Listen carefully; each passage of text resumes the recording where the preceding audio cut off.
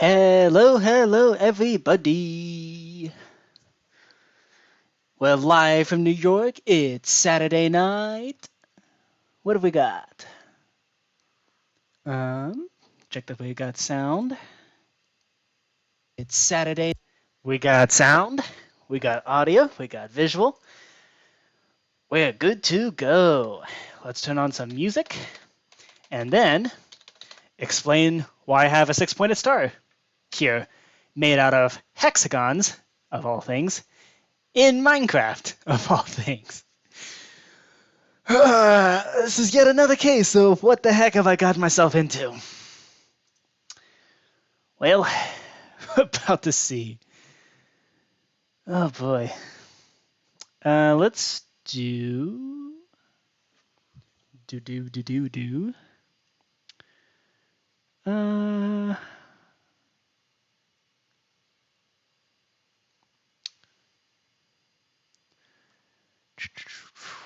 Let's do Horizons. Why not? Okay. So we got Horizons playing. We've got this ready. Okay. So, what are we building today? We are building Chinese checkers. This is a game that do I mention this? You know what? Yeah. One of my girlfriend, one of their favorite games is Chinese checkers. So we've hit pause on whatever previous project we were on, which was Cripple Mr. Onion, and we're gonna work on Chinese checkers instead. Hope y'all enjoy that. Okay. So let's see. We this was a pretty this was a programming project and a half, trying to figure out, well, the visuals. These are the hexagons, because hexagons are the bestagons. But then arranging them like this so that they actually like actually made a nice star pattern like this. This was difficult. This was a challenge. But we got through. We pushed through, and we did it. So, now that all the sides are equally pointy, this will also help tremendously with Settlers of Catan whenever we get around to doing that. I'm pretty sure like these hexagon models will can just copy paste to make Catan. So this guy. So how does Chinese checkers work? Well, I wrote it down. Everyone starts with 10 tokens in each of the outside triangles over here for each of the players, and the goal is to move all 10 of your tokens over to the other outer triangle. As far as your moves go, you can move a token to one adjacent spot. You can also jump over any adjacent tokens, including your own or the opponent, as long as there's an open spot on the other side and you're jumping in a straight line. And then let's write that down. And then you can jump multiple times if you're up for that. That is entirely up to the player. And you cannot move to another person's outer triangle, but to any other outer triangle, unless it's a step in a multi-jump kind of move. And then optionally, you can jump over any piece from any distance away, as long as you land that same distance away on the other side and you don't jump over any other pieces. So, yeah. So this rule might be slightly tricky to implement, but could be fun. Okay, so let's see if we can do. So we need to add a setting here. This is one of the game settings. I believe it's called the equal jumping rule, I think. Okay.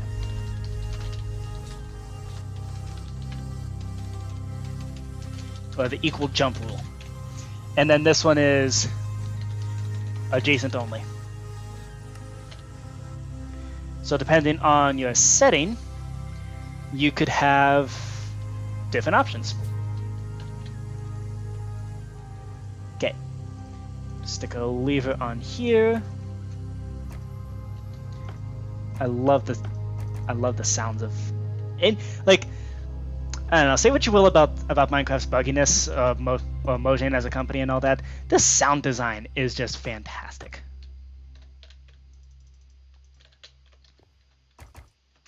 Okay. Cool. Okay, so that's the equal jump rule. So, we now need to figure out how to do adjacent moves and also jump moves. And that shall be the task for today. So basically the task is to go into here, and we're going to figure out show possible moves.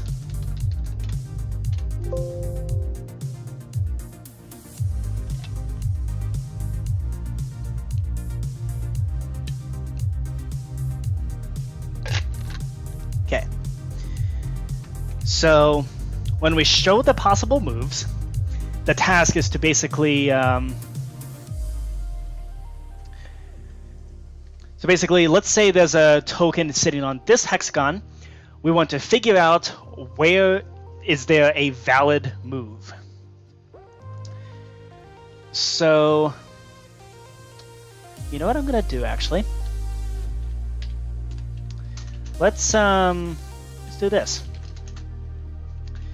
So I'm going to sit here, and I'm going to... I should color these hexagons differently, based on which board they belong to.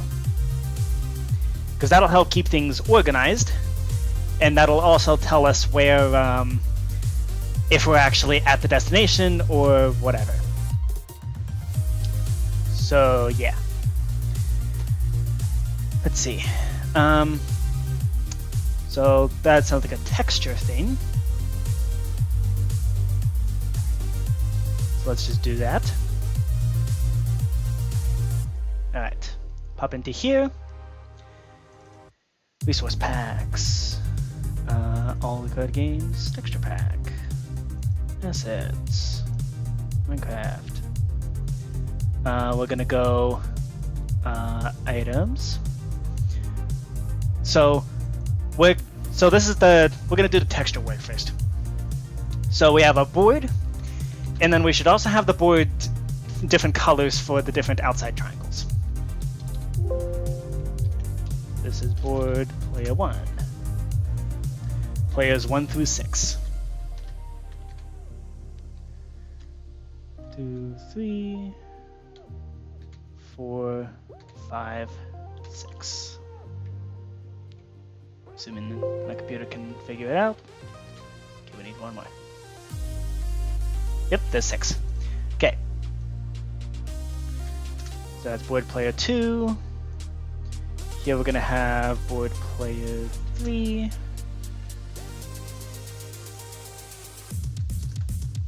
Player 4. Player 5. And player 6. Okay.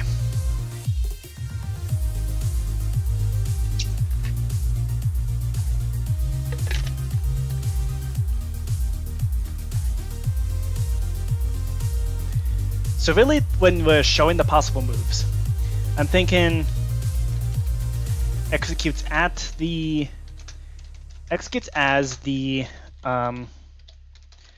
player's token, because relative to each player's token, that's where you can potentially move. So we would first do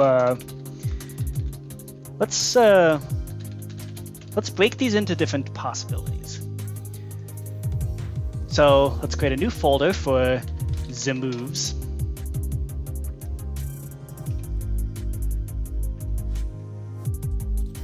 Okay, so we want the moves adjacent. We're then also going to do the moves jump.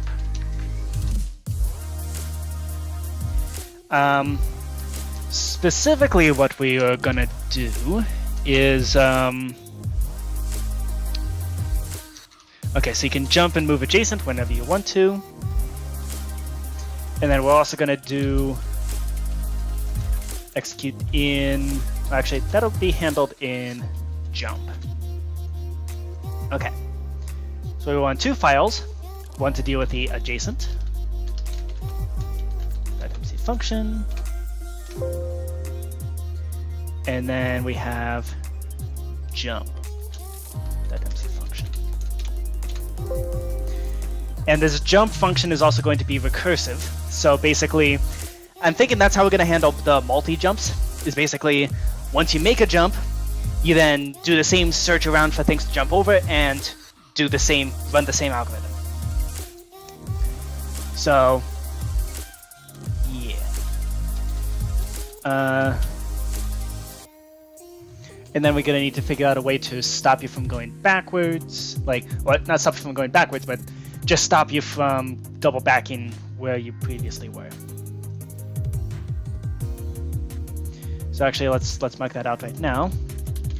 Executes as the player's token and or the interaction in the case of a multi-jump. So we're then going to do okay, so we're going to tag at S, don't loop back. And then over here, we're then going to do from there, we're going to summon a thing to allow you to actually choose that move. And then we're going to do execute as at E, predicate equals Chinese checkers in dimension, tag equals possible move, where the tag is not, don't loop back. We're then going to run the function jump.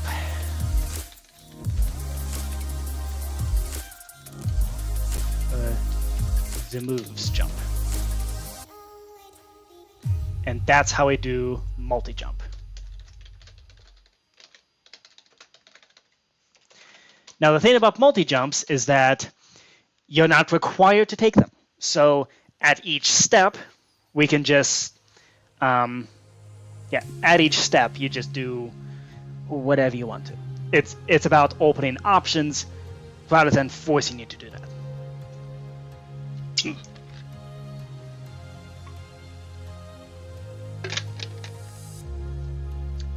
Okay, so this gives us multi-jump moves. Okay, so we tag the thing as don't loop back, then search the adjacent things.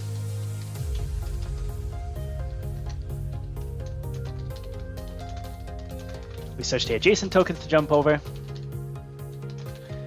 We need to verify there's empty space on the other side.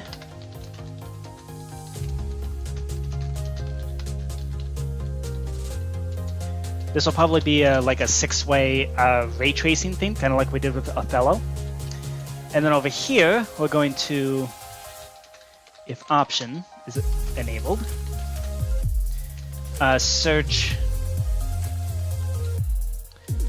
any distance for tokens to jump over, verify the equal space rule.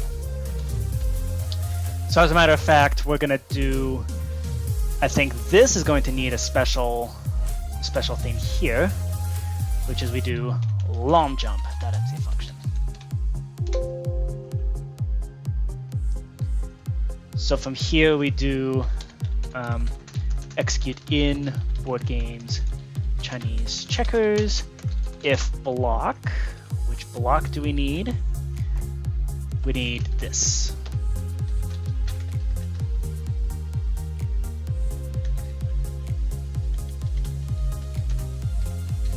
So if this block is a redstone block, then we run the function Chinese checkers the moves long jump.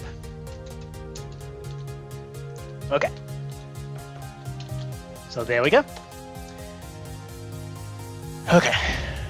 So this is the setup here. When we look for, and then at the end here, after we figure out the adjacent and the jump parts, that's when we remove or delete moves that are invalid. So invalid moves would be something like moving into the wrong outer triangle, because all the others will be already dealt with. Those are the only moves that would be considered invalid for here, right? Yeah, you cannot move to another person's outer triangle. That is it. Everything else is about enabling rather than disabling.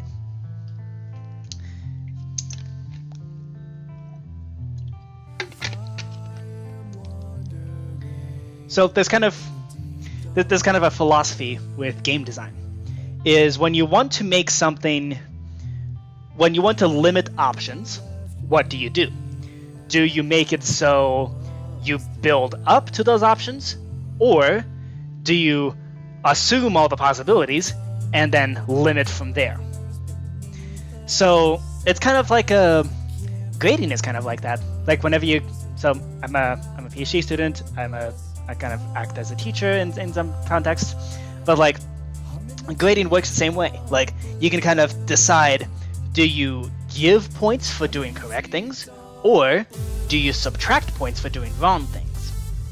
And those two different things will produce different results. So like in the context of grading, if you give points for doing things correctly, it gives students more confidence to attempt more things.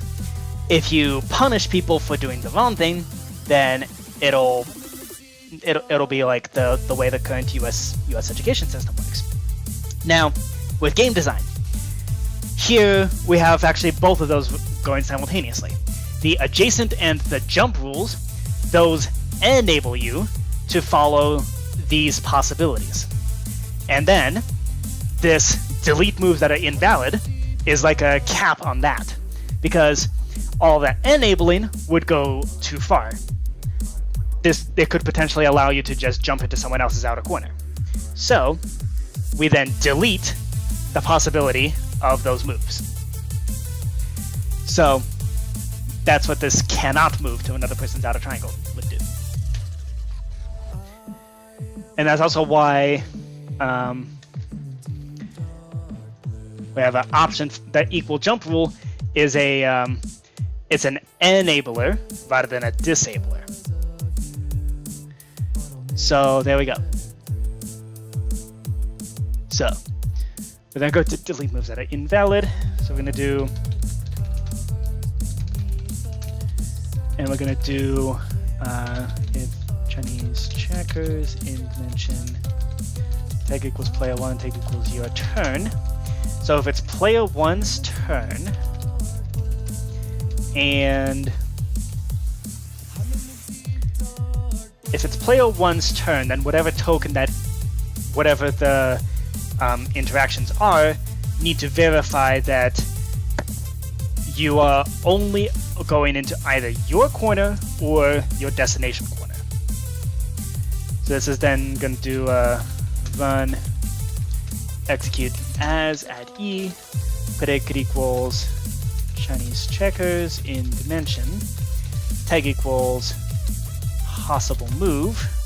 This is what we call it, right? Yeah, possible move. For each possible move, we're then going to we're going to look at your current position. And then unless what's near you, unless entity at E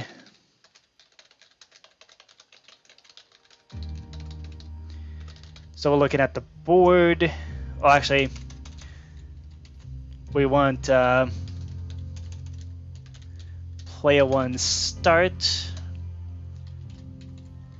distance equals ... 0.1. So if it is not just a board, if it is not player 1 start, and it is not player 1 home, then we run kill at S. You do not have that the possibility to do that. Can we simplify this?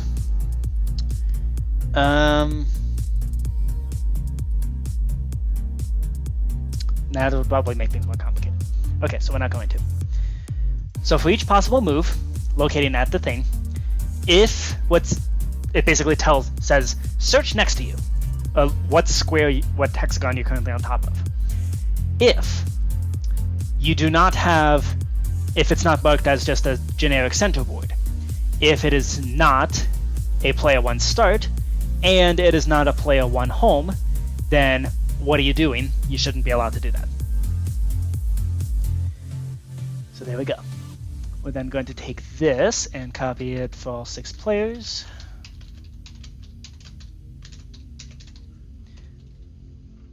Okay. 6, 5, 4, 3, 2, 1, and 2, 3, 4, 5, 6. Okay. So there we go. So these will prevent you from moving into the incorrect outer triangle. Now, according to these rules, you are allowed to jump into someone else's outer triangle if it's a step in a multi-jump.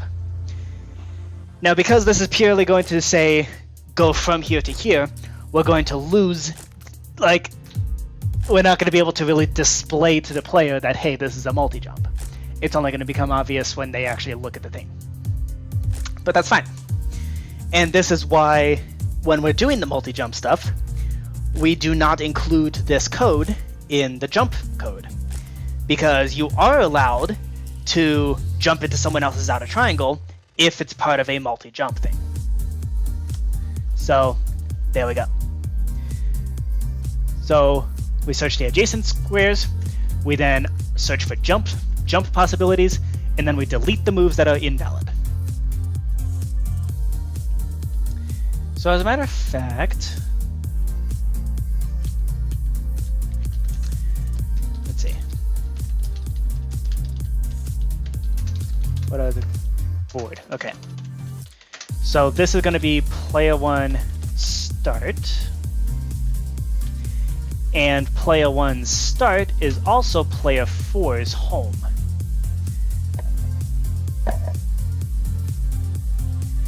Okay.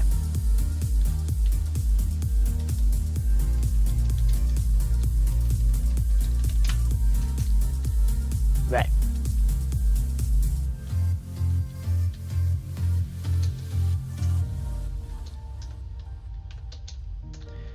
Okay, this is something I can do when it's something I can do later in the stream. It's not something I really have to do right now, but I at least want to get this first outer corner here complete, and that way we have at least something to go off of.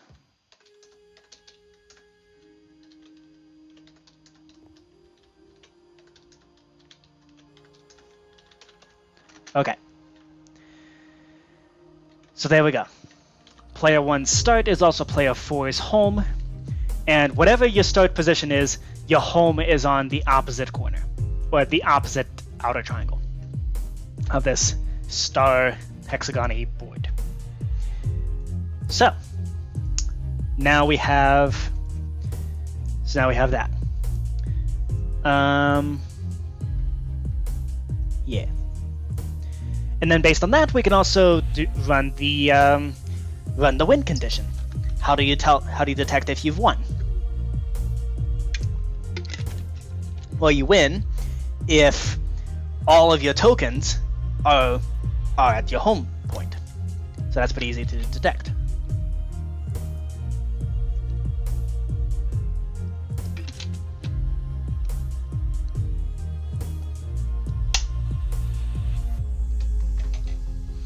Now there is the possibility of your opponent just, like, for example, blocks this square, and then as you bring in your tokens, actually, you know what?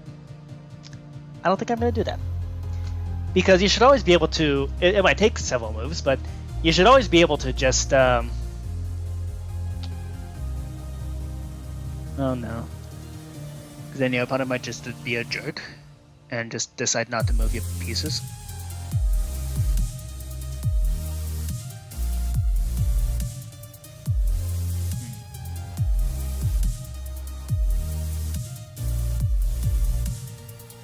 Let's see.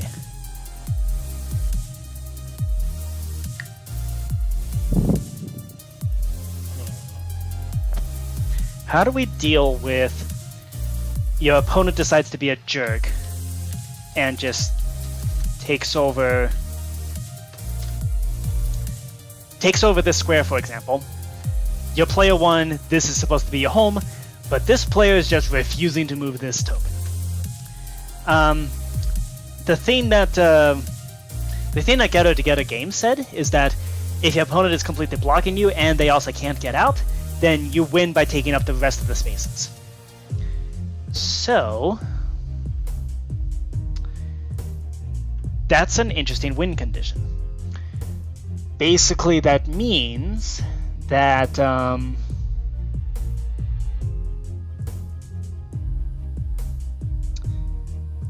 so what do we want? We want the following check. Yeah, that's what I'm thinking. Although it'd be absurd for this to happen, and I don't think it's even possible, but we do want to open up the possibility to such an absurd situation. Let's say your opponent decided to just basically do a bunch of back and forth moves and just never move anywhere. So they've occupied all of these squares here. Imprecise, but close enough. There's one space left over right here.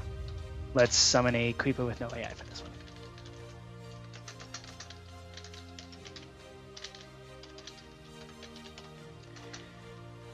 Okay, so let's say you're player 1 and you're trying to move everything into here. So what could happen under the system that I'm thinking is that if all of the spaces are taken up, which is this situation, and at least one of those spaces is taken up by the person who's supposed to be at home, then that player wins. So it could lead to an absurd situation like this, where player 1 moves their token right here and then instantly wins, because all the other spots are taken up.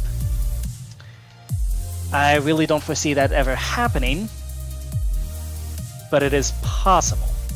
So in fact, I'm going to write that down. So the way we do this is that if all 10 spaces in the outer triangle is taken up, and at least one of those spaces is occupied by a token that is at home, the destination, then player at home wins.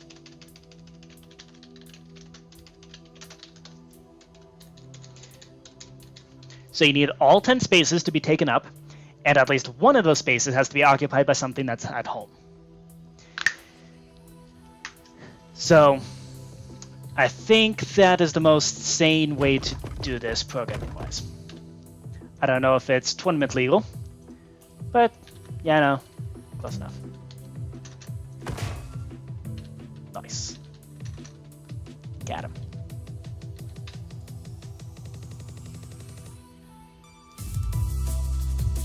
Okay. So that's what we are planning. It's gonna be this. If girlfriend comes on chat, then we can We could talk about whether or not this is actually tournament legal. I don't think it is, but still worth verifying.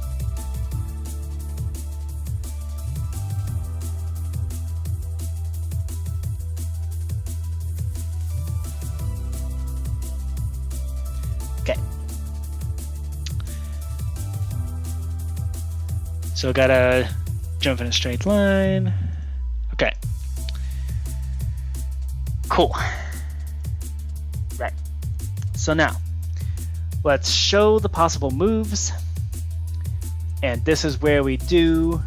So let's do the adjacent squares first. So the adjacent ones is pretty straightforward. We just basically cover everything radius 1, delete anything that intersects another token. Okay, so that means we're going to do execute at s, run.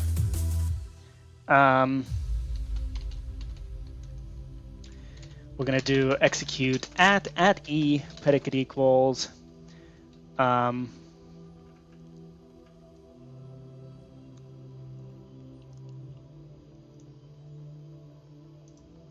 Oh, you know what might be... I just realized something that might be important. Which is, board is just a general tag for whatever.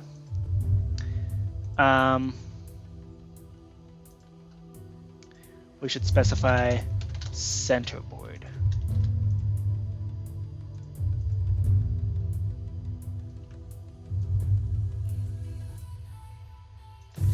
So that's center board there.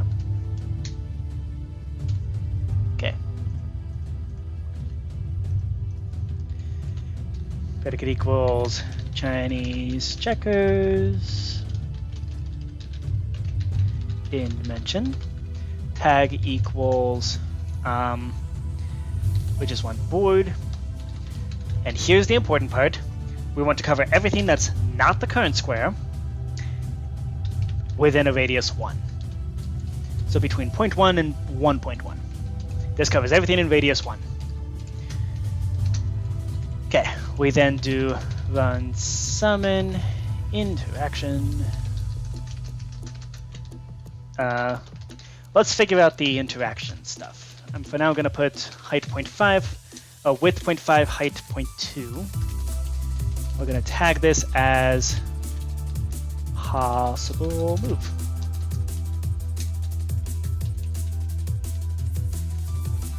Okay. So let's go over to here. We're going to execute at n, tag equals board, run summon, interaction, right there, width 0.5, height 0.2. Is this a big enough thing? I think not. I think we can go a little bigger. So let's do data merge entity at n, type equals interaction.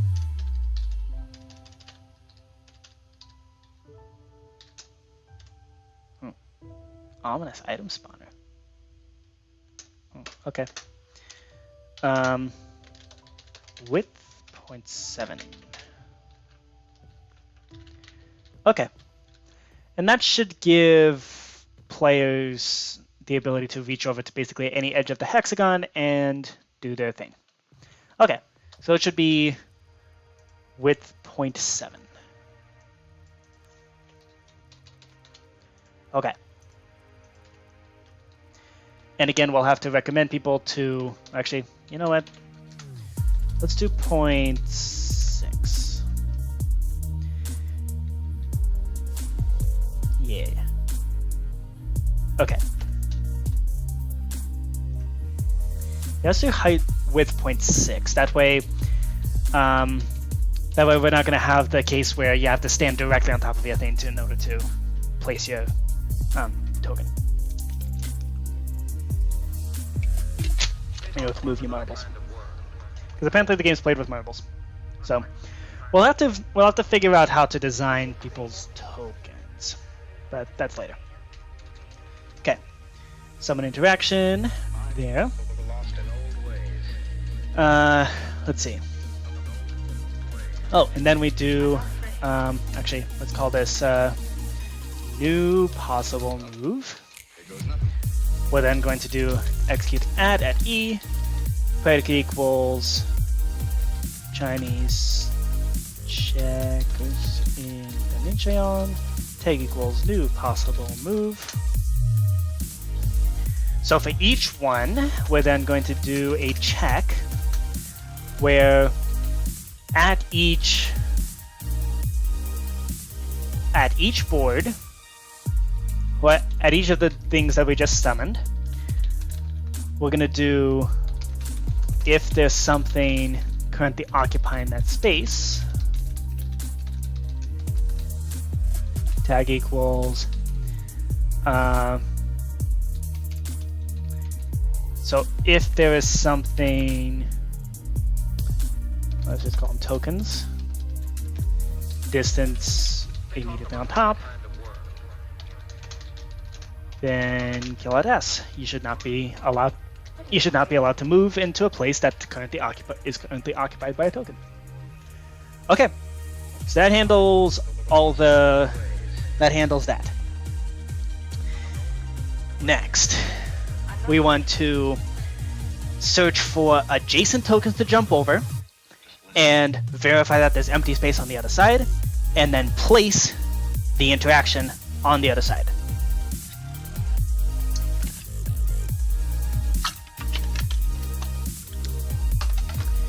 So let's see if we can do something interesting with this. Okay, so I'm going to summon a creeper right here. And then let's do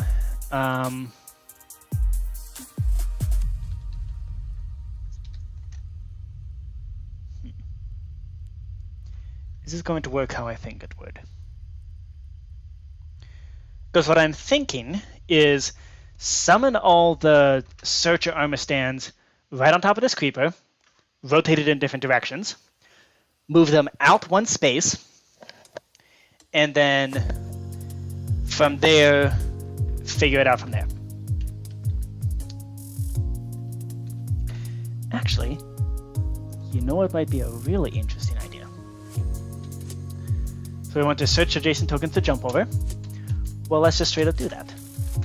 Let's do execute add S. Then execute add at E, predicate equals Chinese checkers in dimension, tag equals board, distance is between 0.1 and 1.1. Check everything in a radius 1 distance. We're then going to run summon an armor stand at that location. No gravity, of course. These will be tags as search jump. Okay. So let's tag this thing temporarily.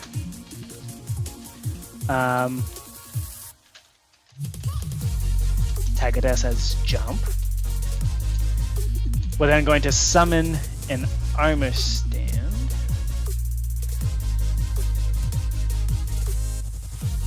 Let's tag creeper. Okay, so that'll summon all the armor stands in all the proper places. Now, here's where we're going to do something clever, or at least attempt to do something clever. For each of the search jump, executing at, rotated as at S. We don't need to rotate at them. Run TP, teleport themselves to the current location.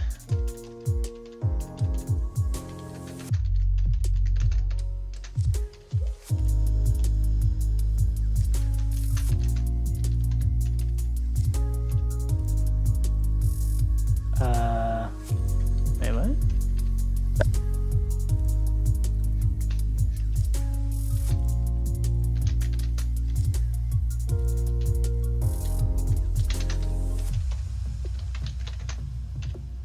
Okay, so we do have facing. I want them to go face nearby creeper.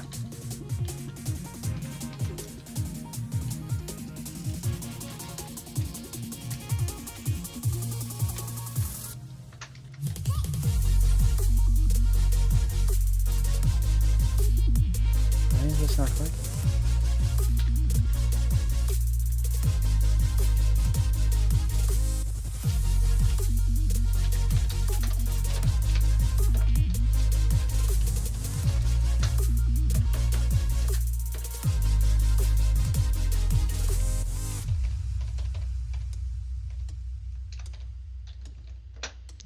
Why is this not working? Oh, because it needs to be facing entity, doesn't it?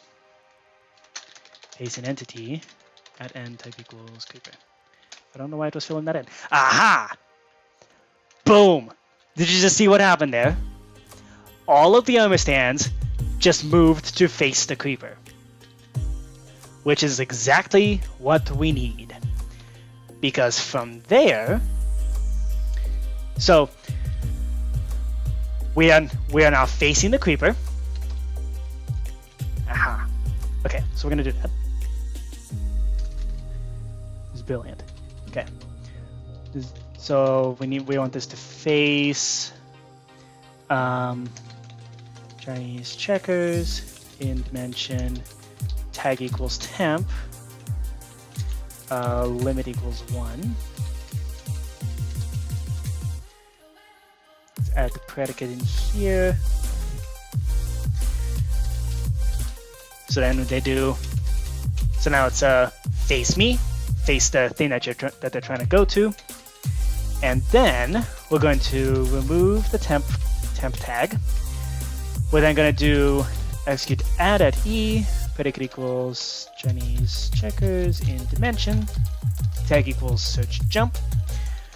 For each one, we're then going to verify that there's something there, that there is a token to jump over. Well, in fact, we're going to do execute as them, add at s, then execute unless entity Chinese checkers in dimension, tag equals token, which is immediately next to them. They're immediately on top of them. Then we run kill at s, and then we do this. We're then going to do execute as at e. Okay. So now that they're facing the creeper, you might be able to see where this is going. I want to make sure this actually works. Execute as at e, tag equals search jump. This is why hexagons are fantastic, because we can then do add at s, rotated as at s, run tp at s, caret, -1. Boom. So it lets them kind of blast backwards by 1 unit. Oh no. The hexagons don't actually work that well, like on the diagonals. Okay. That's a little bit concerning.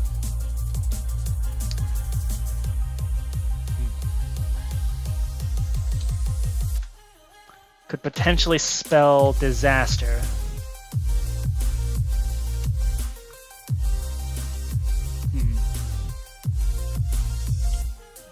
So that just means we need to, once we blast them back like that, we need to align them to the grid. Which is something I did do.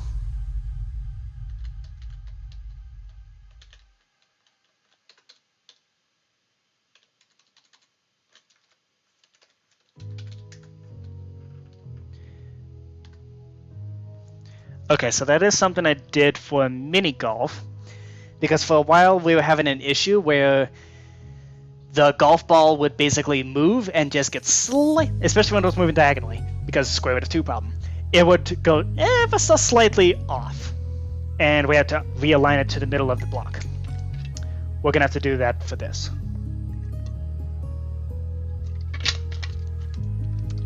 And in this case, it should actually be pretty straightforward. Yeah, get it straightforward because they're going forward.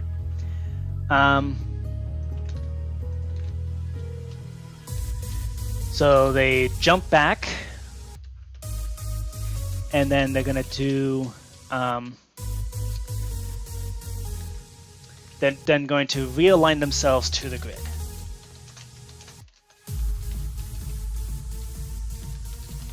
Do Chinese checkers in dimension tag equals board. They're then going to realign themselves to the grid. No! No! It screwed up all their rotations. Dang it. I mean, that's not really consequential.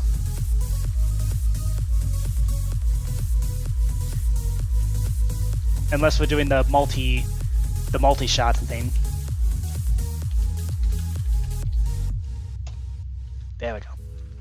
So now they are aligned with the grid.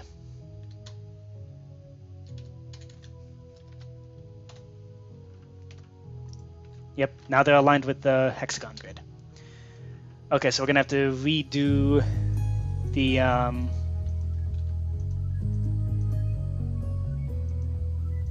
Oh, I wonder. Can I still do facing it? No. Okay. Because it directly teleports one entity directly to the other entity and imports all the other things. Okay.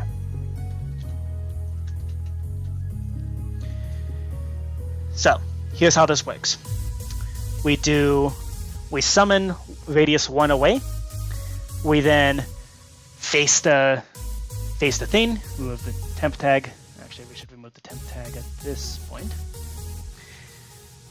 Then face whatever generated those armor stands.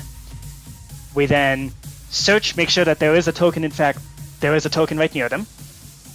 Then jump back 1, and then realign with the grid. Realign with the grid. It's going to screw up all their rotations, but then face back to the thing, and then we do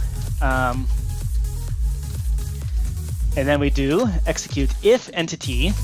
Let's do as at e predicate equals Chinese checkers in dimension tag equals search jump. Then we do execute add at s run. We then do run execute unless there's a token blocking that space as well. Dimension tag equals token, which is right on top of them.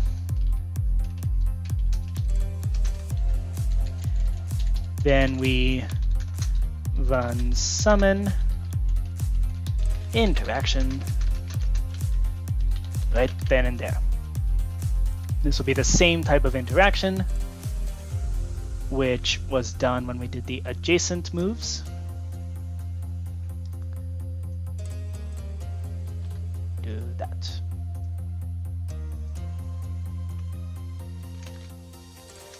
Okay. And this time we don't need to tag these as new possible move. These are just a possible move.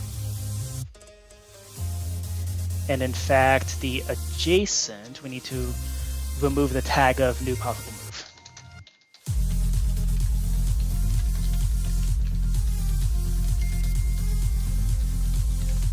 Remove new possible move. Nope.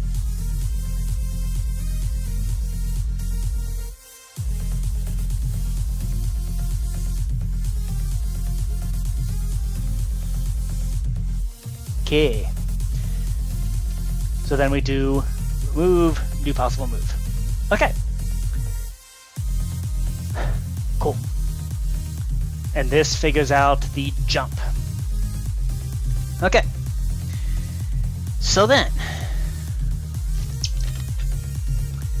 Hey, Fluffy Neek, welcome. Yeah, we got Hexagons. We've got the Bestagons. So, this, yeah, you missed a lot. We, so over the course of today, I was building up this hexagon board. And then the cool thing that we just did is figuring out jumps in, with Chinese checkers. So if I tag this thing as temp, let me show you what this jump code does. So first thing we do is we're gonna do edit tag equals temp. We summon armor stance to check all the adjacent squares, and this is just to make sure that there are in fact tokens to jump over. We then make them face the thing, face whatever it is that you're trying to jump over, but whatever is trying to make the jump. We then so then this checks, do you have a token to jump over? So let's assume you do. Then they do a little hop backwards in the direction that they were facing. That's why we had them face the thing, so that they can jump back in the direction they were facing. And then, but this misaligned things, so we need to realign them to the board. But then that screws up their rotation, so we fix their rotation again. Let them face the thing. There we go. And then we're then going to, if there's an empty space there, then they summon possible, like, you can move there, allowed. So there you go. Oh, Fluffy Neek. So you were our resident expert on Chinese checkers. I am merely a beginner in terms of figuring out how this game even works. So, I figured out the moves you can make are, you can go one adjacent spot, you can jump over any token, you can jump multiple times, which is up to the player. There's also an option here, there's some variants where there's something called an equal jump rule. Basically, if you have a token that's 2 spaces away, and the spot and 2 spaces away is an empty spot, you can jump over that token too, as long as you don't jump over any extras in between. So that's also an option. We're gonna need to figure that one out later. But the way you win is you get all 10 tokens in your outer corner over to the opposite outer corner. Now, the situation that I was trying to figure out is this. What if your opponent decides to be a jerk and does this? So we're going to do tag equals board, distance 1.1. We're going to summon an armor stand. So let's say they take up this spot, they take up this spot, they take up this spot. So let's say your opponent, the only thing that they've ever done, so you're player 1, your goal is to get over to there, and let's say during the whole game, all they did was move forward, backward, forward, backward, forward, backward, forward, backward. All 9 of their things are still here. Okay? Now, let's say you then do, I'm then going to move my thing over to here. So I have managed, so the opponent has their marble doing something else, or one of their marbles doing something else, and I managed to sneak in. All 9 of their spaces are consumed except 1, which is home. Absurd situation, but does this count as player 1 winning? Because the thing that shows up occasionally in the stuff I was reading about Chinese checkers is that you could potentially have a case where, like, let's say your opponent has one piece that's hanging out like over here in the corner, and they just can't get out. So like they have this one piece that's hanging out in the corner. All of your pieces are home except for this one piece which can't get out. And then there's a thing where apparently your last piece can apparently swap out with your opponent, but I'm honestly not sure how to implement that. So,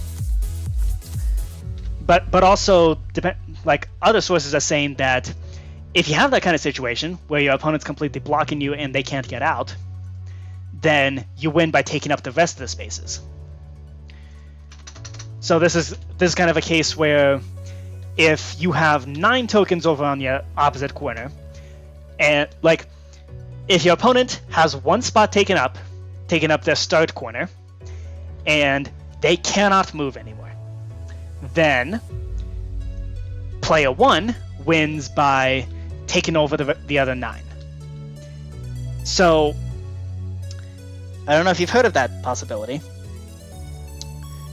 but there's also, like, if it works with 9 and 1, if that's how we implement the win, then, well,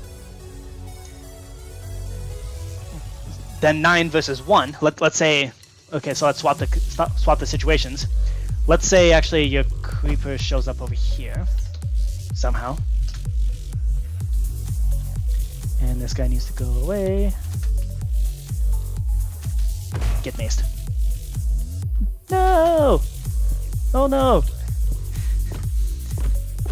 Okay, note to self, never mace things. We just did a blast attack. Okay. There we go. Okay. Let's reset the situation. Okay, so let's say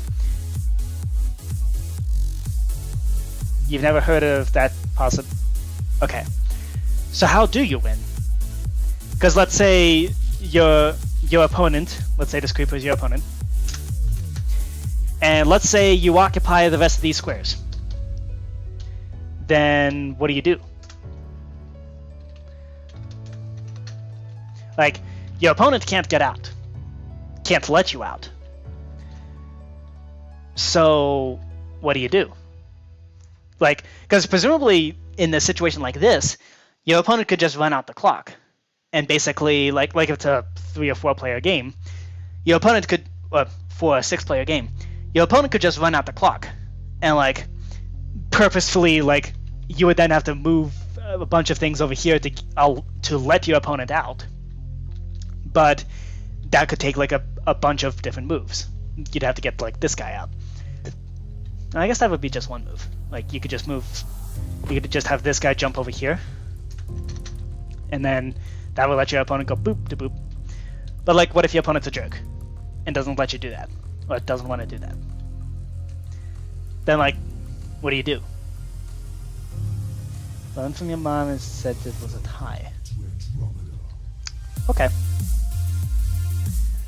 We could do that. How about we make it a setting? Okay.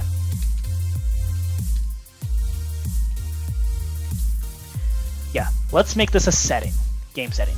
We already had the equal jump rule here. Let's add this as an additional setting for the win condition. Yeah, the actual rules have like a swap thing, but I didn't entirely understand how that worked, and I don't know how to implement that in the code. So here's what I was thinking. We can do a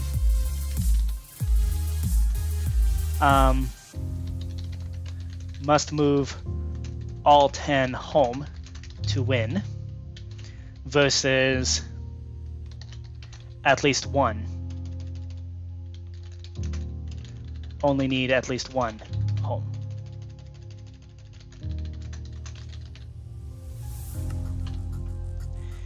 Yeah, because if it's the case where all you need is 1 player that's home and all the other spaces are occupied. So like, if the rest of your space is occupied by the opponent, then who cares?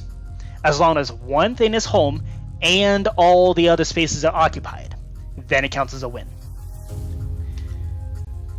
yeah, that'd be the ultimate discouragement from being a jerk. But if you do must move all 10 home to win, then your opponent could just like move all their tokens over to the home before moving this one and just basically run out the clock. So, okay, so we shall leave it as an option.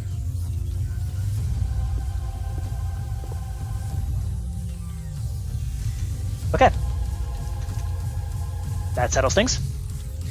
Both of them are going to be pretty, I suspect they're going to be fairly straightforward to actually implement as the win condition.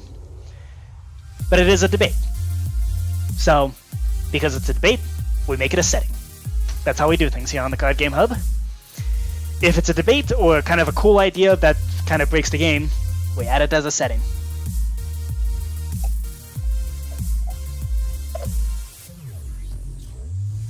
And in fact, the settings are really what make these games unique. So, yeah, we have settings. We have custom settings for basically almost all of the games, including custom modifications for some of them. That's how we do things around here. Okay. Cool. So this is the anti-jerk prevention. So this is like opponent is allowed to be a jerk versus anti-jerk. Yeah. I mean, it's not like feasible for that kind of thing to happen very often, right? Like, it's like the opponent would have to be just kind of borderline crazy to, well, they'd have to be crazy and actively going against their own self-interest in order to produce a situation where all of their spaces are occupied and only one of the opponent's pieces are at home. So, yeah, that would be ridiculous, but also, I don't know, considering how that'd be a real jerk move, and with the only one person needs to be home rule, that's not only a jerk move, it's also a really dumb move. This is another aspect of game design. So, kind of talked about this earlier in the stream. Whenever you do game design, as we're doing here with figuring out the moves, there's two ways to think about it. And you can kind of think about it in terms of grading. So you can do enabling. Oh, alright, see ya. You can do enabling or you can do disabling. So and then similarly here, it kind of goes back to the principle of least resistance, right? The players are always going to go with the path of least resistance, or the path that is easiest for them to do / learn / whatever. So, if this applies very much to puzzle games and puzzles, if you want a particular solution, if you're like guiding people towards a particular solution, that solution should be also the most efficient one. Because your players are always going to be looking for the most efficient solution. So make your ideal solution also the efficient one. And this is and similarly here with preventing people from being jerks, if you want to stop someone from being a jerk, then make it so they have no reason. Just basically take away the incentive to be a jerk. This applies to students cheating on tests. If you don't want people cheating, then take away the incentive to cheat. It works wonders. Like, because when you're grading something, it's really obvious.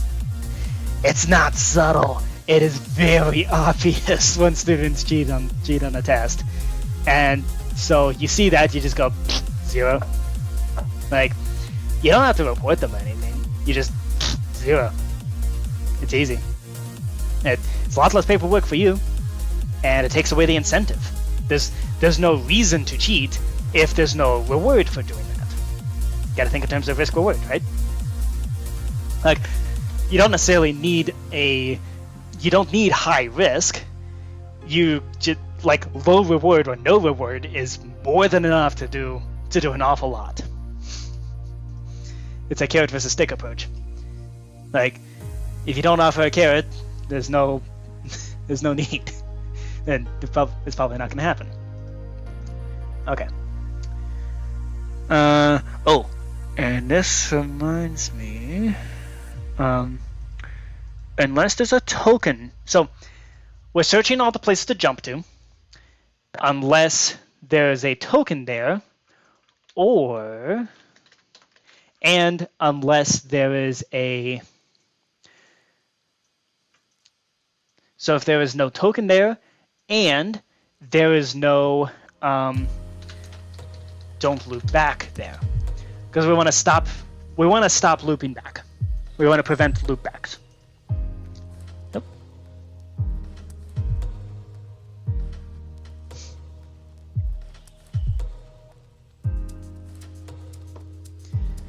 Okay.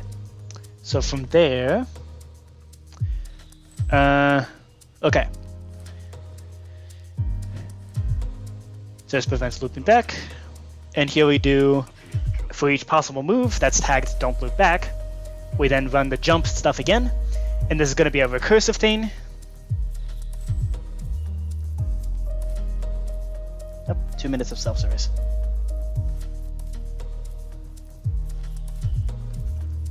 Okay. That's just family texting. Okay. So, and that's what will allow for multi-jumps. Now from here, what to do? Remember all the happy times we had? Well, let's see. Let's pop into the moves. From here, we're going to do the long jump. So how is this going to work? Well, it's basically just going to be this, but repeated over and over.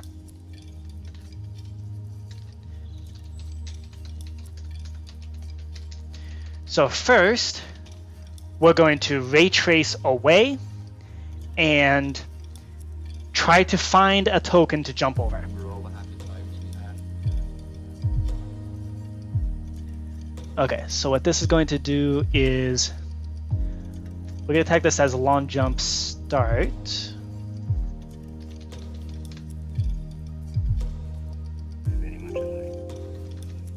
And then we're going to do long jump find token. Ooh, idle speculation. Who is this person I did not know saying such things as yuppers in the chat? Oh, I did not know idle speculation. Welcome. I don't think I've seen you in the stream. What's new? Yo, brought a friend. What's up? Thanks, Fluffy Neek. Yeah. So idle speculation. Do you play Minecraft? Do you play Minecraft and or board games? Because I'm currently working on programming Chinese checkers, but I do have lots of other games that are available to play in Minecraft. If you're up to it, I would be happy to introduce you to this crazy world that is the card game hub. So we're gonna do long jump start. Okay. So these are all going to be recursive things because we don't have the ability to do a for loop.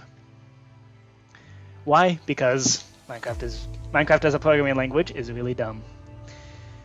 So when we start off the long jump, we're going to tag you as the current thing of interest. And then we're going to go in a radius 1.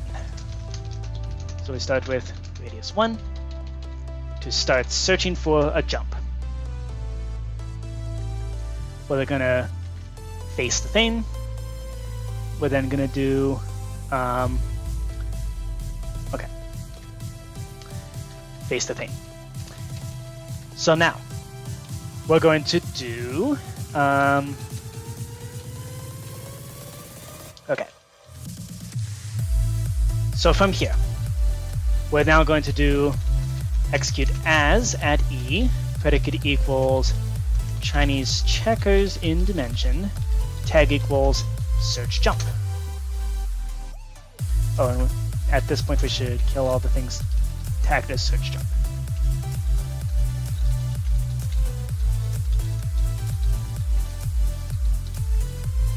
Okay. So for each search jump, we're then going to run the function, Chinese checkers, the moves, long jump. So the first task is to find a token. Oh, we're gonna do scoreboard objectives, add, what did we label? Like, what's the code that we gave this game? Chinese checkers is O. O for O Chinese checkers, I guess. We're going to call this jump distance, and this will track how far we need to go. Okay, so from here, we're then going to do scoreboard players set. Each of the current jumpers in dimension, tag equals search jump, run, nope, set them all to jump distance 1 for now. Okay, next task, find a token to jump over. So from here, we're then going to do some recursion. So this is now going to be executing as each armor stand. So it's going to execute as the armor stand. Okay. So how are we going to do this? Well, since we're starting off right away with jump distance 1, this is where we should do detect your token. So, do you have a token right now? Is there a token here? If yes, we stop. Okay. So then we're going to execute add at s, run, execute if entity. If you're currently standing on top of a token, this is Chinese checkers, in dimension, tag equals, tag equals token. So if you are currently standing on top of a token, then congratulations, you have found a token to jump over. So is there a token here? If yes, we stop. So then we do run return 1.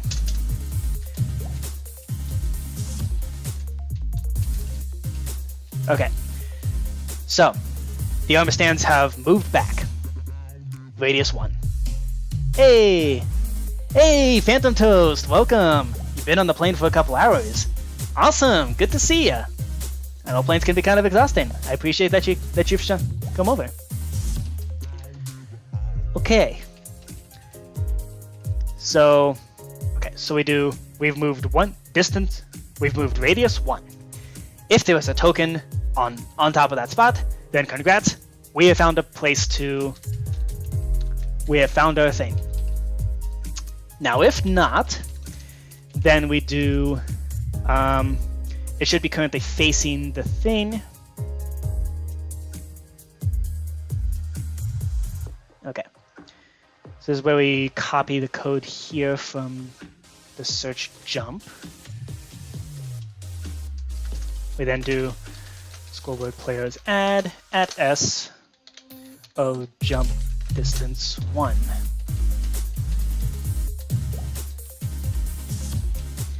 And then we're then going to do, we don't need this. It's already going to be facing the temp entity. We don't need this. So then we're going to jump back, realign to the board, and face the thing. From here, we're then going to do, still leaving the plane in the airport. That's fine. Totally fine. Going home for a spring break, I assume? Good for you. I am already home, and in fact, my family is coming to visit me here in home. Here at home in the LA area, which is quite possibly the most unhelpful statement that I could possibly say.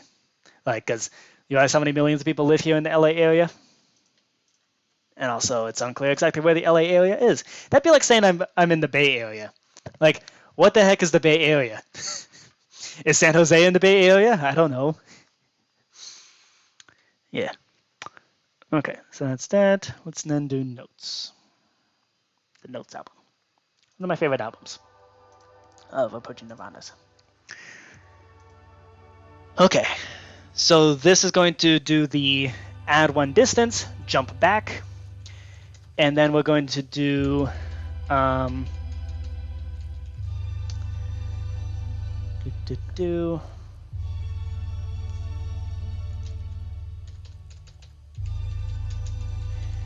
So then we're also going, yeah, so this is Chinese checkers. That is the game that I'm currently working on. So yeah, we're working with hexagons in Minecraft, of all things. Brilliant. This was all inspired by my girlfriend, Fluffy Neek here. Yeah, it's one of their favorite games. So that's why I'm building it in Minecraft now. Hey. Okay. So we're then going to realign to the board, face the thing, and then we want to make sure that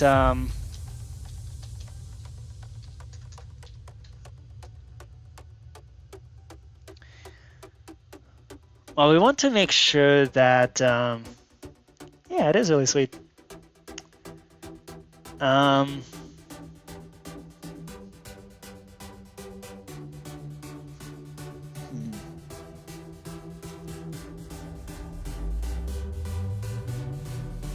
So this is going to be a problem now. We want to make sure that we're not out of bounds. So I think to do that, we're going to do... We don't actually need to do execute and search jump. We just need to do this. Oops. Yeah. There we go. Now I'm going to do add at s, run, execute unless there is a board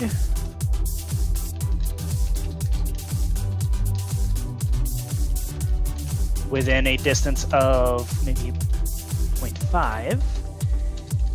Because I mean, it's not going to get misaligned that badly, I don't think.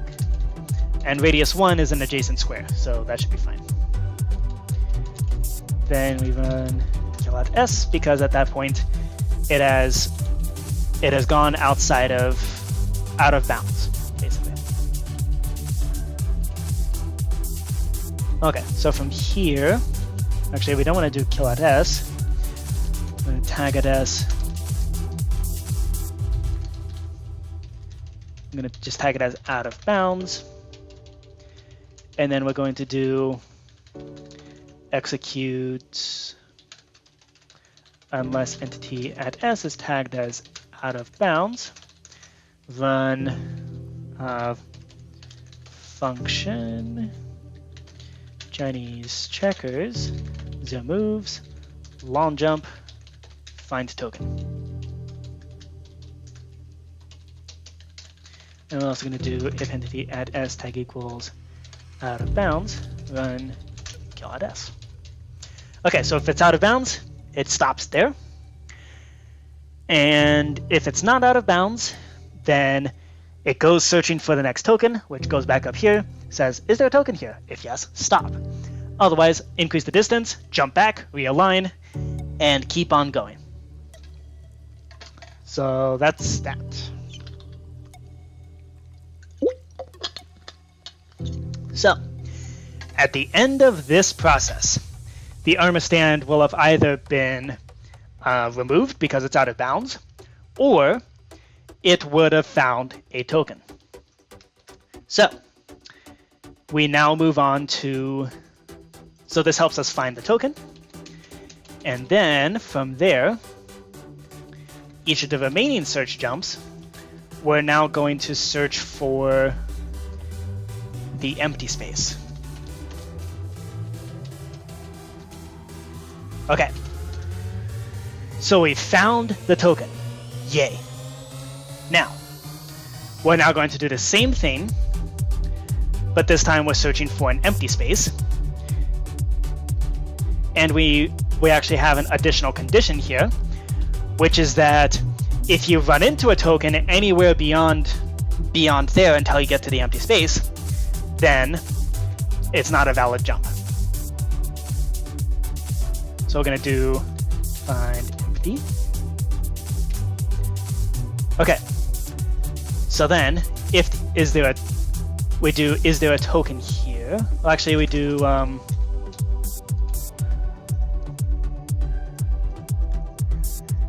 Okay, so everything's now going to be based on this jump distance here.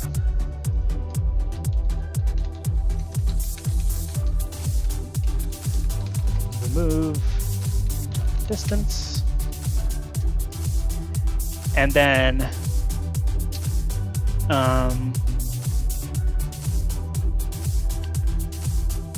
okay, how to do this. So if there is a token here, if yes, then invalid.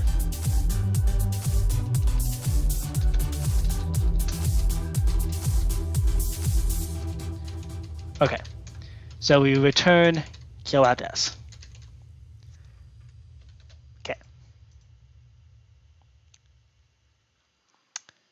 And actually, this might be a good chance to do this, actually. We're going to use the return function here, because this instantly stops whatever is being attempted.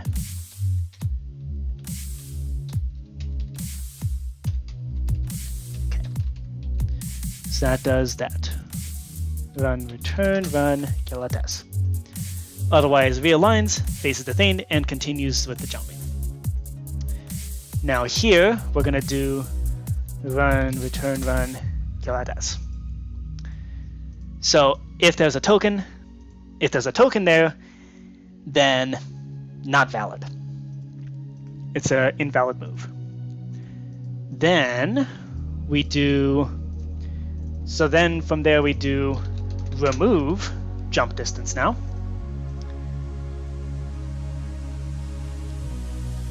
Oh, actually,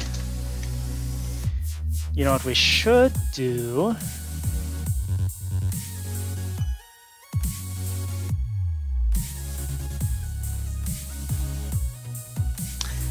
Right, we should do the jump back here, just for free.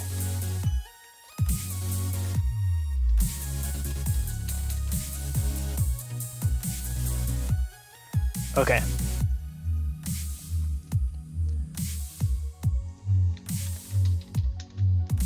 So we do a jump back. We kill anything that's out of bounds. We then realign with the grid, face the entity, or face the start, and then we search for the empty spaces. Because otherwise this guy's gonna, like, the token that you're supposed to be jumping over, this guy's just gonna instantly trigger it and go, aha, there's a token here, not valid. No, it should be. So move one more space back, and then we proceed. So if there's a token there, it's invalid. And then we then remove a jump distance, teleport over. If we're out of bounds of the board, then obviously it's invalid.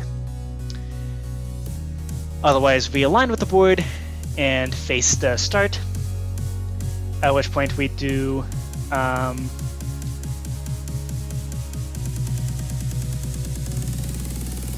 we're then going to do execute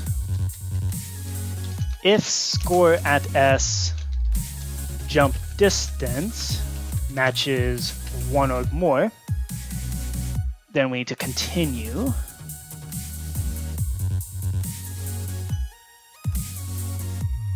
Actually, if it's 2 or more, then we continue. because this would also do distance 1 things.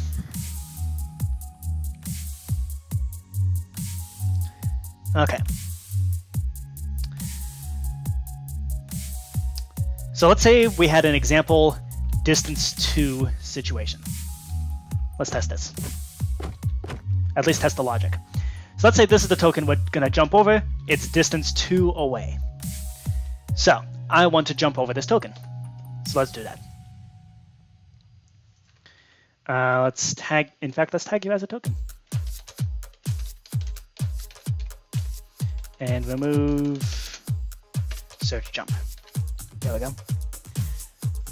Okay, so this guy is who we're jumping over. Okay. So let's see. We're gonna start the long jump. So we're gonna do execute as at e tag equals temp, run that. Okay. So we determine, so we check the radius 1. Now face the thing. And then we introduce a new scoreboard for jump distance. Set all their jump distances to 1. And now we go search for the token. Okay, so let's go find a token. We're just gonna run this one line at a time. No fancy automation yet. We're just gonna run this one line at a time and see if it actually works in principle. So let's focus on one of these. This guy specifically. Tag equals search jump. So we're going to do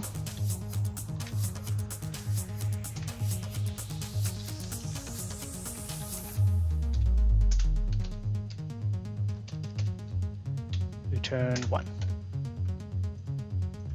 Okay. Cool. Okay. So it did not detect anything. Very good.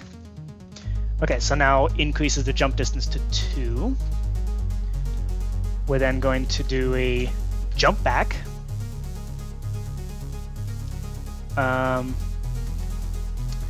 Let's test if this out of bounds works. Okay, it does. Very nice. Okay. Oop. Oop. Come on. Okay. I have to leave the stream soon, so my family can pick me up. Nice. Sounds fun. Yeah, my family's going to be coming in. Is actually going to be coming in tomorrow, so I don't think I'm going to have much time to do anything. But yeah, that's yeah. I hope you have a good time with your family.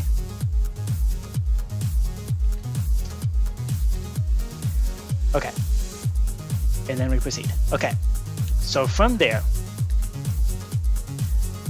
So at this point, we have unambiguously crashed headfirst into a thing.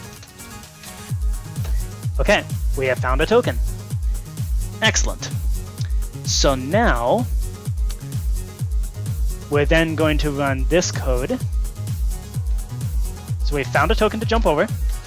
We're going to jump back one more. Check for out of bounds. We're then going to realign with the grid and face the guy. And now we search for an empty square. Okay. So then we go. Is there a token near me right now? No, there is not. Good. Okay. So in that case, we're now going to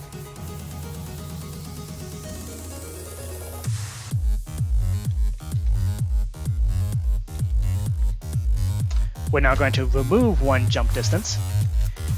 We're going to do a little hop back, and we check for out of boundness, which it's not going to be out of bounds, so we're good.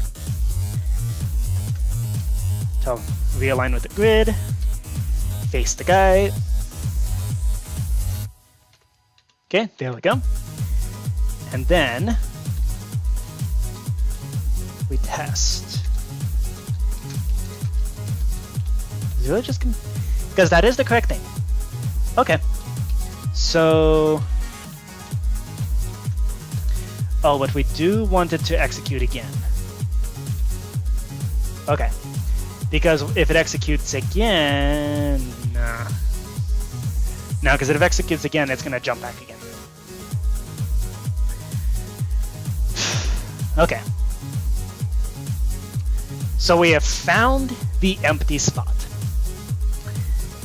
We do not want it to jump back any further. Actually, here's what we can do. Let's do... We do run this code again, but over here, we're going to do... If your jump distance is exactly 1, which is the case here, then you have found the correct square.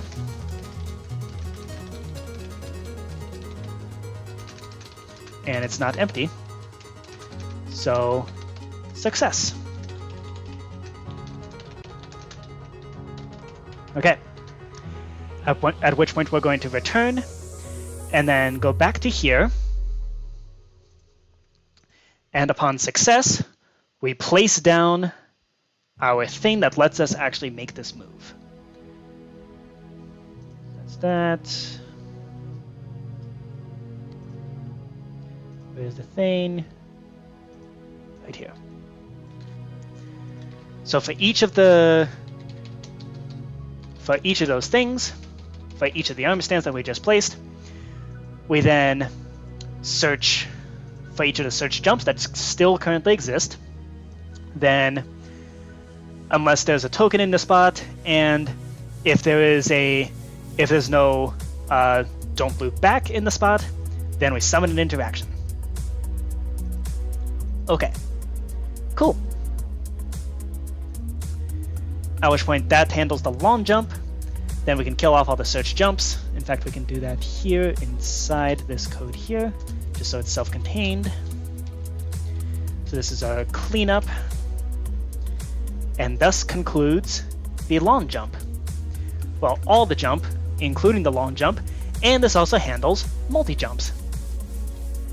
Okay, so now we have all the possible moves, and we've made it so you can't move to an invalid triangle.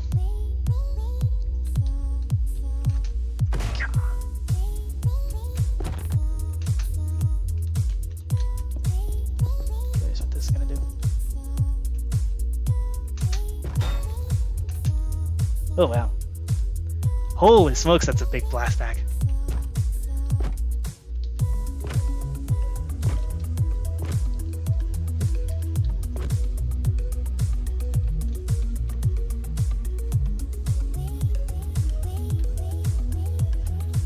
Okay, cool. So that's that. Let's do... Yay!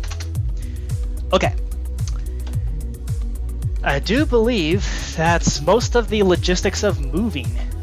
Just straight up done. So now I'm going to head to the bathroom, and we're going to try to implement the win conditions.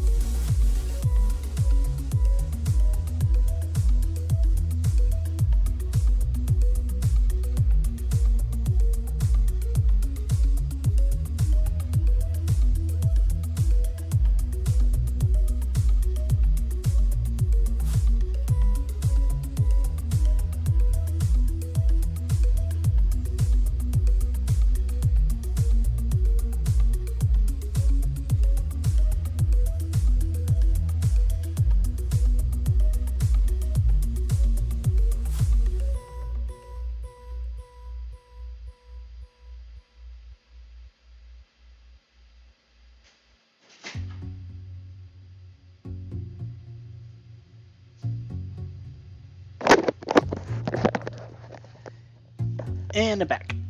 Okay. So we need to figure out a thing. Figure out how to detect when we win.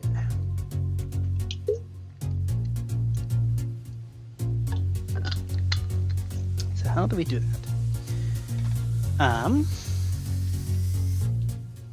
Okay, so first of all, this is a really cool screenshot. Okay. So how do we detect if we've won? Well, there's going to be two different options based on whether we do an anti-jerk, whether we have an anti-jerk procedure, like around. So let's see.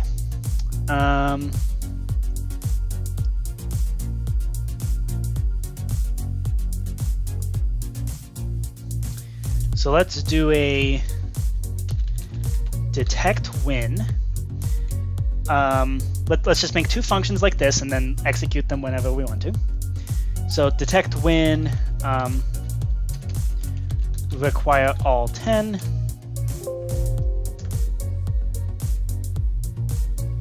Nope, and we just made it a file. Let's just call this MC function. There we go. And then we also want to do a detect win, but we only one require only one.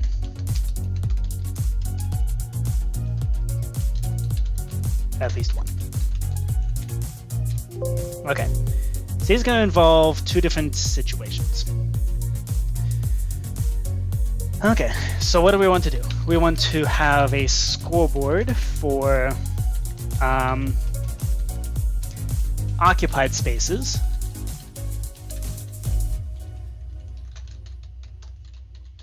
Or just occupied at home specifically. And then add occupied by correct. Like by the player who needs to be home. And actually we don't need two different functions for this. We can simply just do a detect win. Okay. So then we do this. We want to make this ideally player independent. Okay, so how do we do this? Oh, let's see. Actually, let's make this player independent or player dependent. So we're going to execute as the player.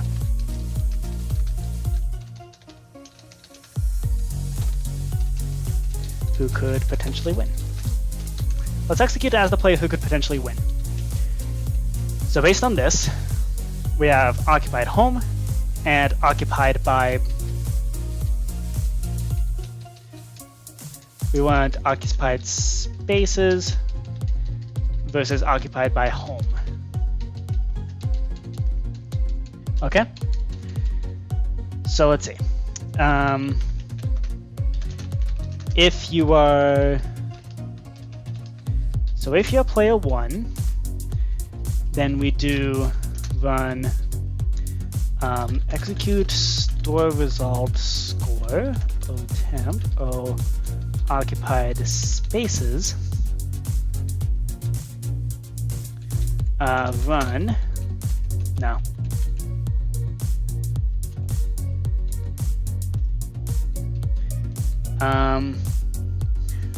We want to store how many spaces available currently have a token right next to them or on them. Just any token. So there's going to be add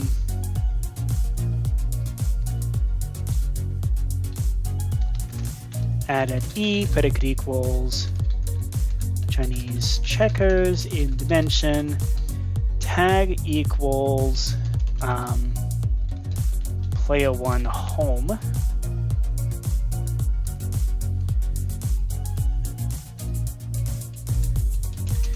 if entity at e, so it should be tag equals board player 1 home.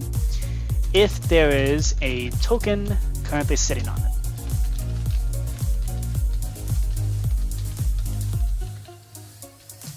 Distance 0.1. Okay. I have no idea if this will work, so let's do a test run. Here we marked these squares here as being player 4 home. So let's do that now.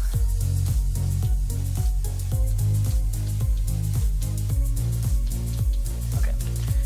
So I'm going to do execute add at end tag equals board, run execute at E, tag equals board, distance is 1.1, run summon an armor stand at the location, no gravity, and then we want to tag these as a token. Okay, so ideally this should detect that there are 6 occupied spaces. Okay. This is player 4 home. Okay. Occupied spaces. 0. Why is it 0? Okay, maybe we don't do that. Let's instead do execute as each of the player 1 homes. Run execute add at S. Run execute if entity, if there's a token on that board. Then run scoreboard players add O temp O occupied spaces. 1. Let's try this. Okay.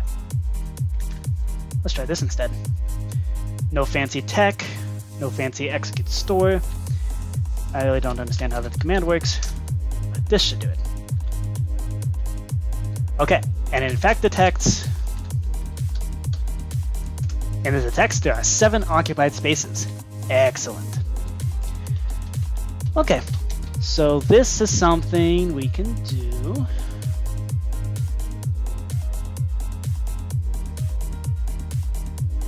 And actually, let's add it to the particular player. 3, 4, 5, 6. Let's adjust these for each of the 6 players.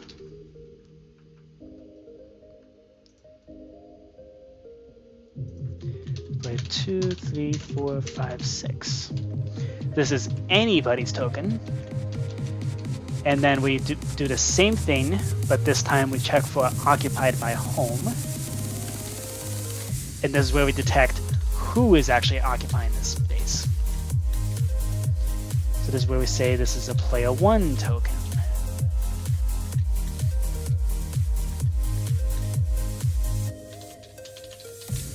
Three, 4, 5, 6 token. Okay. From there, we then calculate based on which version of the win condition that we use. So if you must have all 10 home in order to win, then we do, let's do execute in board games Chinese checkers. If block here is a redstone block, run, and then we do if score at S, O occupied by a home equals, then, well, we just went exactly 10. So all of the other things need to be occupied by your home token. Then run function, actually run return run tag at S add winner. That tags you as a winner. Winner, winner, chicken dinner. Now, if you have the anti-jerk in, then we do So we want occupied spaces to match 10. And then we also need if occupied by home is at least 1. So with the potential for jerk, every single spot has to be occupied by you. And then with the anti-jerk, every single spot has to be occupied by somebody, and then at least one of them has to be occupied by you. Actually, we don't need to return run. We can just do this, and do this. And then we do the cleanup. Scoreboard objectives, remove occupied spaces.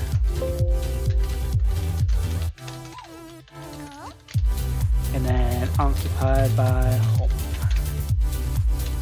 Okay, there we go. And that detects the win. Okay. Cool.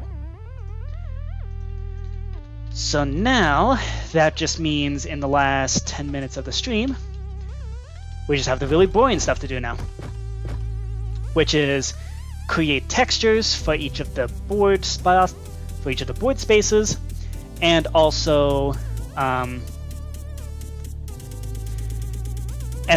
tag each of the spaces correctly based on what needs to actually be placed there, based on whose player it belongs to.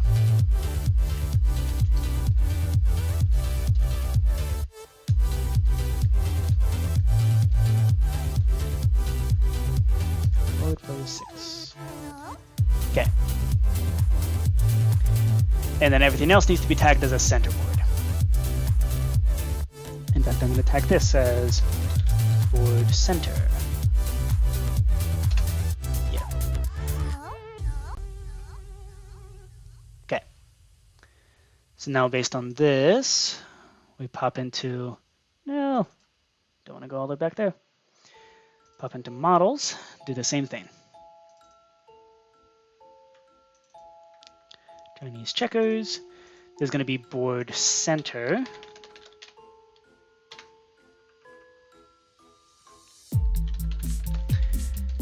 So this is all the modeling for the hexagons. And then this is going to be for player 1.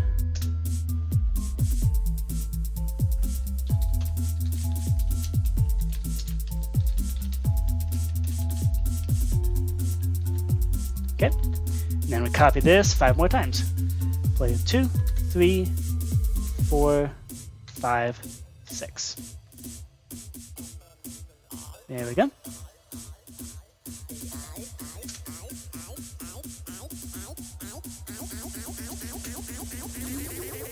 Here's 3.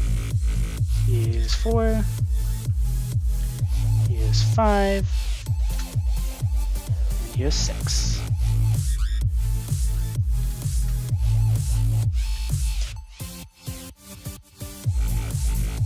Go. That's player 6, player 5, here's player 4, player 3, player 2. Okay, cool. That does that. Now we pop into the textures. Go to item. Chinese checkers. This is what we call the board center. So then we also need to decide what color each of the tokens is going to be. So for that, let's pop into Ticket to Ride, because I think this has the most promising combination of 6 colors. And we're just gonna, I copied the same idea for Risk, so we're gonna copy that also for, so we're also gonna copy it for Chinese checkers. Okay, so it looks like here. Okay. We have board center, board player 1, and we can copy this. That's 2, 3, 4, 5, and 6. All right. There we go.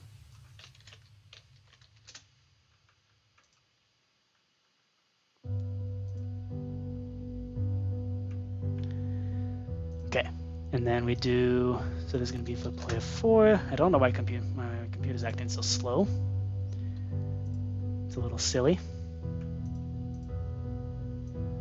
Oh, that somehow made it run faster. Okay. And this is for player 2.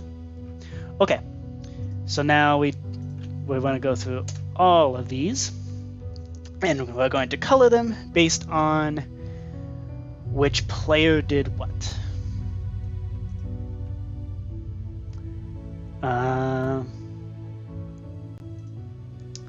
So which player was actually which color? I don't remember. I think Risk did mark it out based on which player did what.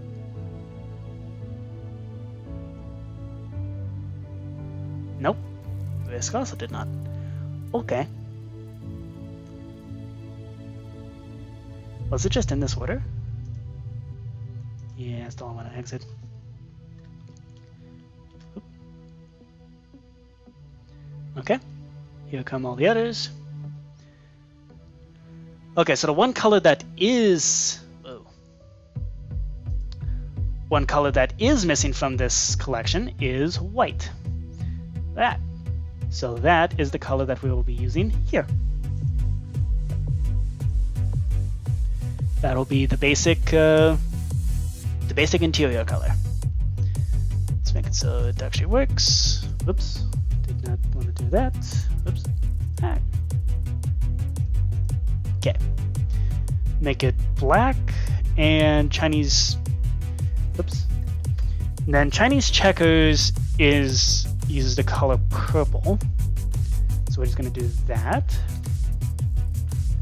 And that will be the center board. Let's color the rest of the boundaries purple for now.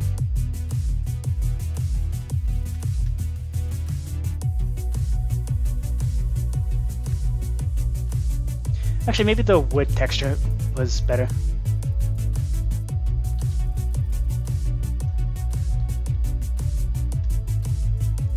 Okay. That's that. And then player 1 I know is black.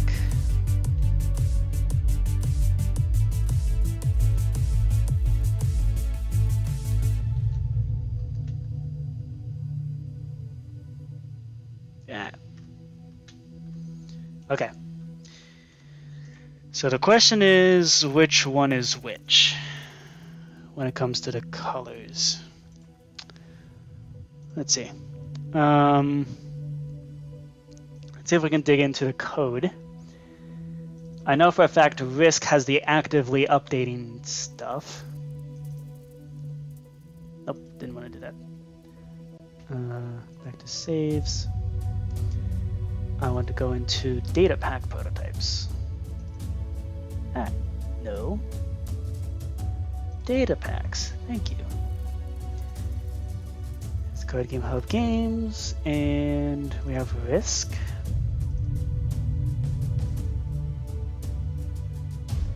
Function, and this is where we display the armies.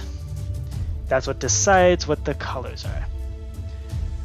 Okay, so player 1 is black, player 2 is red. What's the specific color code with the red player? Let's check. Let's just yoink that, and this is player 2 now.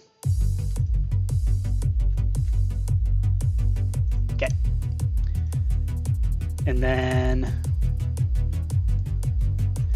Okay. Let's, it's too many folders. Let's close this one. Okay. Player 3 is blue. What color has player 3? Let's just yoink that color. Yoink. And apply it to player 3. Player 3 is now blue. Okay. Player 4 is green. So we shall yoink that green and apply it to player 4.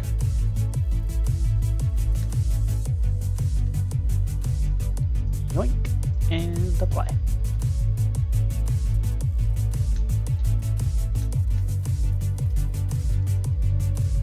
Okay. Player 5 is yellow. So we're going to yoink the yellow. It's bright golden yellow. And apply it to player 5. There we go.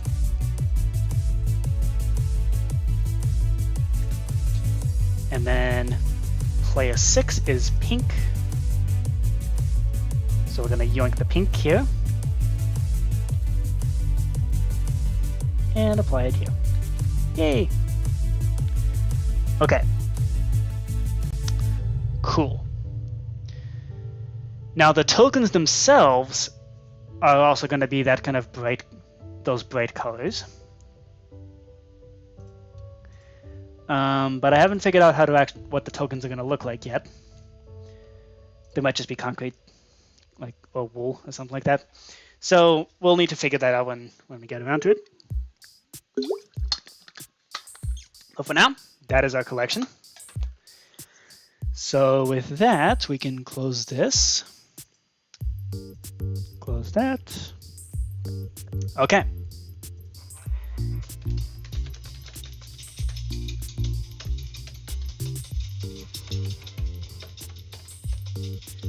Okay.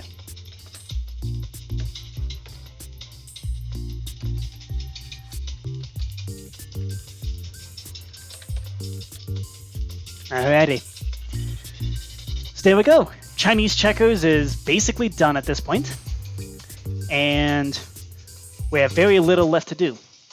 We basically the only stuff that's left to do is all the really boring stuff, like tagging all these outer corners as being like outer corners, tagging all these inner pieces as being center, and recoloring everything. So yeah, that's basically all that's left to do.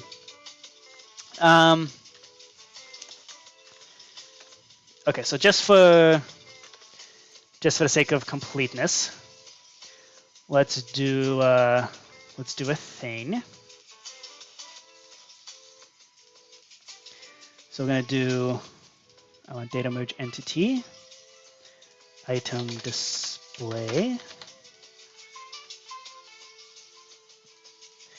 and this is going to mark out with the paper with item model. We're going to be Chinese checkers, board center.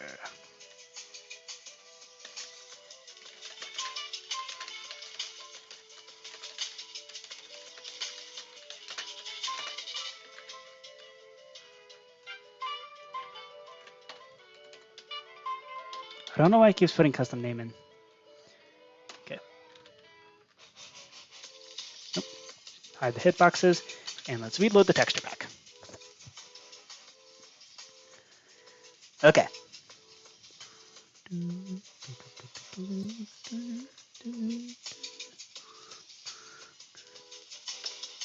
What? Why didn't it work?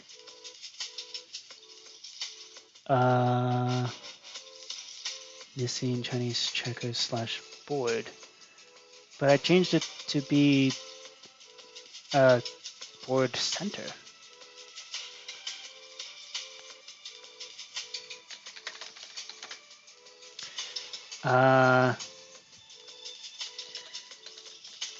Item model. Chinese checkers / board center. Why is that not working? I changed. Didn't I change the texture? I thought I changed it. Item. Chinese checkers. Void center. Right there.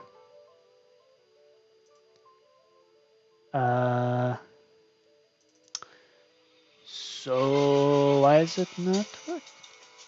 Yeah, that's void center. So why you no worky?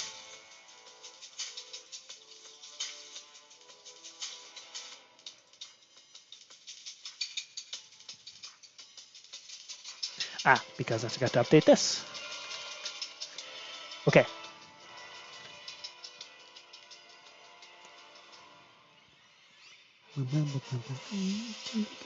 Hey, there we go. Okay.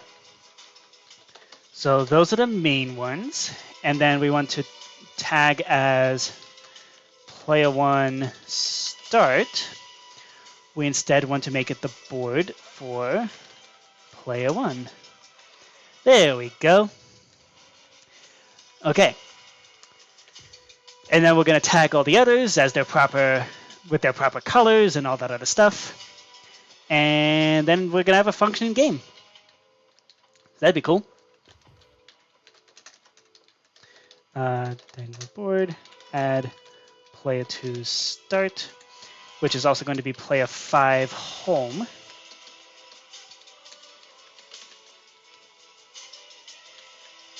So it's going to have that color.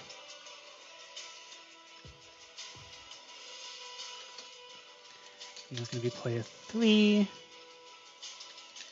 The player 3 start.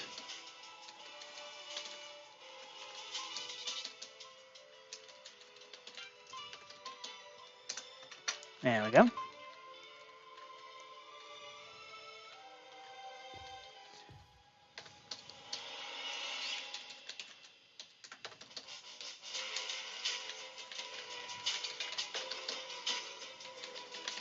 Here's player 4.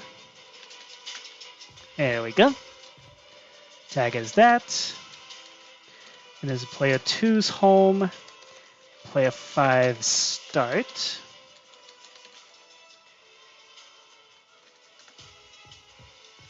Okay.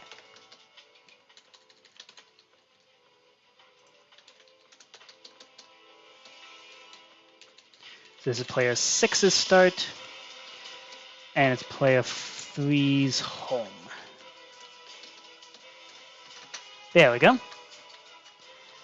Now we have a halfway functioning board. Soon to be a fully complete board.